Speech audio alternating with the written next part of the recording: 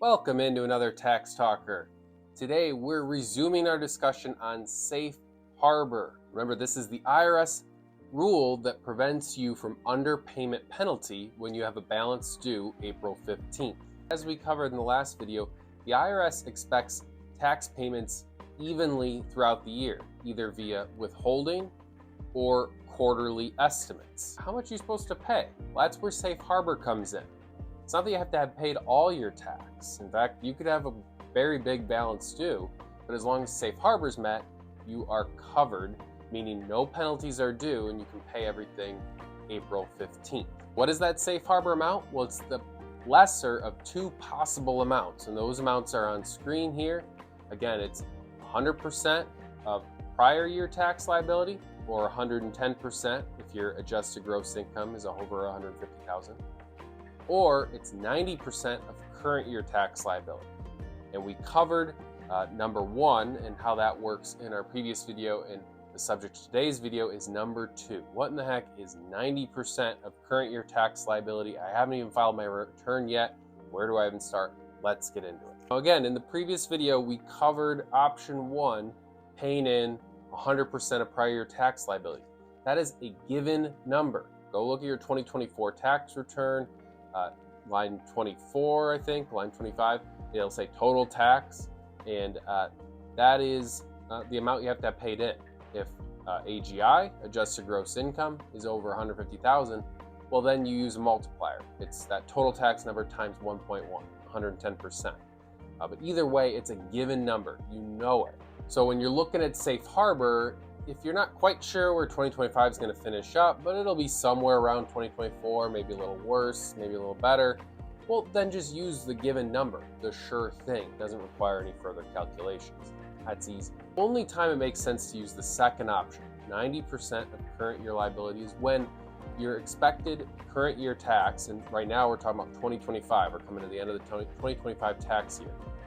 If you expect that total tax liability to be substantially less than 2024, well, then it makes sense to figure this out, because you don't want to hit safe harbor by just paying in 2024. You'll be waiting to get a huge refund for the next couple months. One scenario could be you're a W-2 employee with a side hustle in 2024, and you had a total tax liability of $30,000 with your 2024 tax return.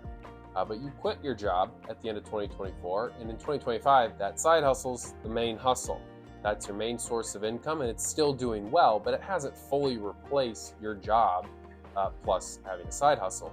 So in 2025, your expected tax liability is, say, $15,000. Well, that's a huge discrepancy. $15,000, you don't want to go pay $30,000 just to hit safe harbor when you'd be just as well paying 90% of $15,000. So then you're back saying, well, I don't know what my tax liability is. And that example I just gave, I cheated, right? I gave as if we knew what our 2025 tax liability is. And 2025 tax forms aren't out yet. Tax brackets are out. And if you can calculate your taxable income, you can figure out your tax liability, at least your projected liability for 2025. And there's softwares available, H&R Block and TurboTax. They'll sell you a tax estimate. There's the IRS withholding estimator online, but that's really only going to help you if you're managing a bunch of different W-2s. It's not going to help you with business income or rental income or other forms of income like that. So for that situation, you have two main options. The first one is the hard way. It's a full tax projection, and you're probably looking at paying money for that. The second option is what we're going to do now. It's a ballpark projection. It's a quick and dirty projection. This is going to work for someone with just a few sources of income. Maybe they have a job and a side business, or their spouse has got a job and they have a job and they have a rental property.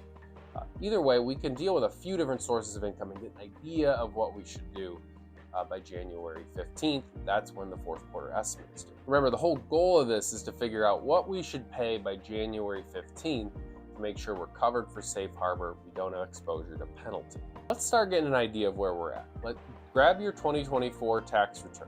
That's going to be helpful in making sure you're capturing everything here. Then we start piling together income for 2025. Start with those W-2s. Of course, you don't have your W-2s yet, but get your latest pay stubs.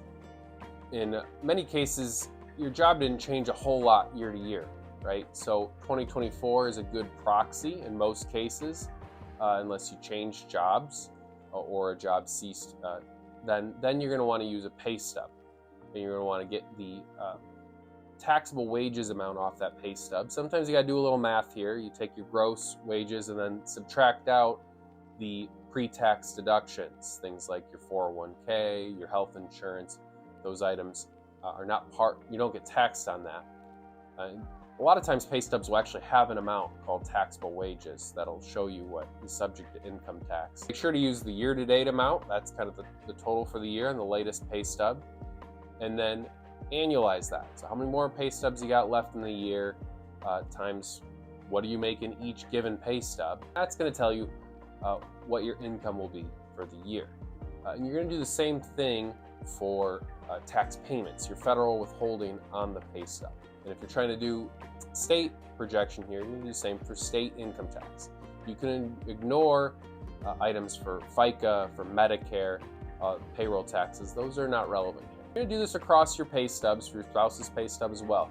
Again, remember, unless something really changed in your pay stub, you got a really big raise or a big bonus you're taking into account, you likely can just use a 2024 as a proxy. But once you have these W-2s added up, compare that to line 1 of your 2024 return. Make sure it passes the smell test. If it's a lot different from that, if it's way up or way down, make sure there's a good reason for that before moving on. Next, it's going to be your business income on your Schedule C, your side hustle income. You're going to need to come up with an idea of where you're at for net income for the year, and also remember to annualize it. So take into account that we got 1 to 2 months here left in the year, or take into account, is there some big piece of equipment that you're going to be buying and pouring back into the business, a big write-off to take before year end. Remember, we're doing a tax projection. The goal here is to make sure you're covered. So when in doubt, be a little conservative, meaning guess a little higher on income. You're going to take into account any other income items. Most of the time, these are going to be salary, same as last year, for your interest, dividends, capital gains, a rental property, a retirement distribution. 9 times out of 10, those are going to be what they were in 24. The exception to this is if that's the variable you're trying to figure out. Maybe you have an inherited IRA and you're taking a distribution for that for the first time. You sold some stock with a big gain on it. Then that's an income piece that obviously you're not going to want to take into account 2024. You're going to want to figure out what's the income hit for 2025. And that's another line item on this projection you're doing. And now you have a total income number that you feel good about for 2025, and compare that number to the 2024 tax return line 9 total income. If those two numbers are similar, or certainly if 2025 income's higher, well, then again, let's go back to where we were at earlier. That you're better off just using 2024 tax liability as your safe harbor amount. So we just prove that income's more or less the same. And that's the given number, that's the known, and it's easy to hit. Now, if you've arrived here and it's like, yeah, this income number is much less than 2024, then you're in the right spot. We have an income number that we can at least start to work on. Now you want to make sure you're covered for tax payments on the income. Here we're going to be doing a little bit of guesswork. And again, this isn't a full tax projection, we're doing a quick and dirty one. So take the income that's not covered by withholding. So set aside those W-2s. Those amounts should be covered by withholding. If not, that's a W-4 issue, which is a topic of a separate video. That's not a tax projection issue. Let's focus on that self-employment income. That income is exposed to both income tax and self-employment tax. And so that net income number you calculated, it's a good idea to set aside 25% of it for taxes. And if your income is $200,000 married or $100,000 single, I would go ahead and use 30% as the placeholder amount for that. For your other non-W-2 income, total that up, separate from the self-employment income, separate from your W-2s. I would use about 15% there. Maybe 20% again if your income's higher, 200,000 married, 100,000 single, as a good placeholder for income tax. That's the total amount, and that would be the amount 25% for business income, 15% for the other forms of income. That would be the amount I would put as a fourth quarter estimate due January 15th. Go ahead and pay that amount.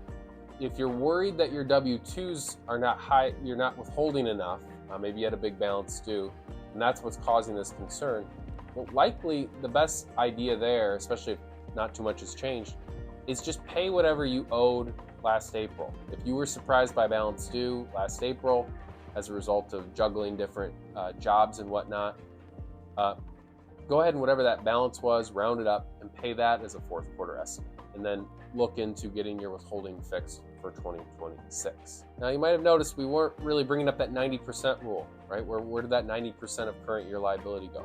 Well, again, we're just doing a ballpark projection here.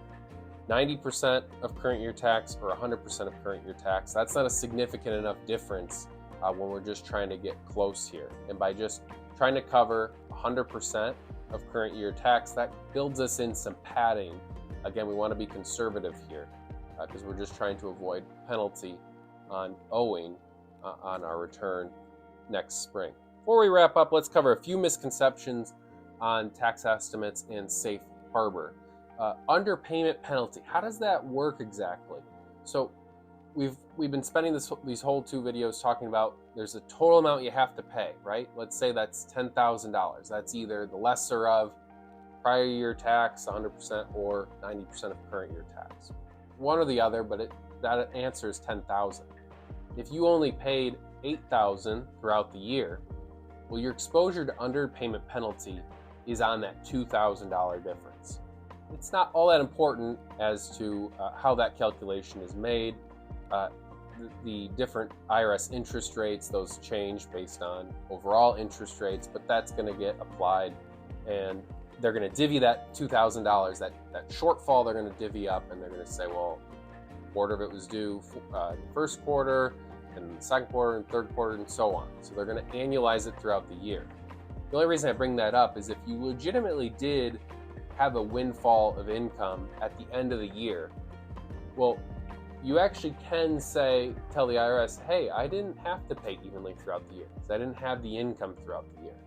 So that is one thing to be aware of if you're in a situation of you took, say, an IRA distribution late in the year, or you sold a stock with a big capital gain late in the year. In the tax software that you're using, you should be able to tell them that you need to annualize your income. You're not actually expected to have paid that evenly throughout the year because you didn't have the income. Another clarification to make, safe harbor applies in most states that have an income tax. Basically, this exercise you can rinse and repeat on the vast majority of states that have an income tax. And if you're trying to figure out what you need to pay, in many states it's pretty easy. It's not like the federal system where there's 6 different brackets. A few states have multiple brackets, but for the most part, it's 1 or 2, and they're pretty small. So it's easy to Google your state rate and kind of figure out around where you'll be. Underpayment penalty, another misconception. Underpayment penalties, they're not all or nothing. We talked about the way the calculation works is it's taking whatever your shortfall on that safe harbor is, and it's saying you should have paid this evenly throughout the year. And so if you missed Q1 or Q2 or Q3, you'll get charged interest up to that point. But if you hit Q4, you've stopped the bleed. So by paying that Q4 estimate, you now hit safe harbor, and it stops the ticking of further penalty. And finally, if there's anything you can take away from these videos, owing in April in and of itself does not mean you have exposure to penalty. You could win the lottery in December and owe $1 million in tax, and you could wait until April 15th to pay all that tax if you've already hit safe harbor for the year. That is the Tax Talker for today. If you missed part 1 of the video, we go over how to hit safe harbor just by paying in prior year tax. Be sure to leave a comment, and be sure to subscribe. We'll be coming out with a whole lot of tax planning videos and tax strategy as we approach December 31st. Thanks for watching. We'll see you next time.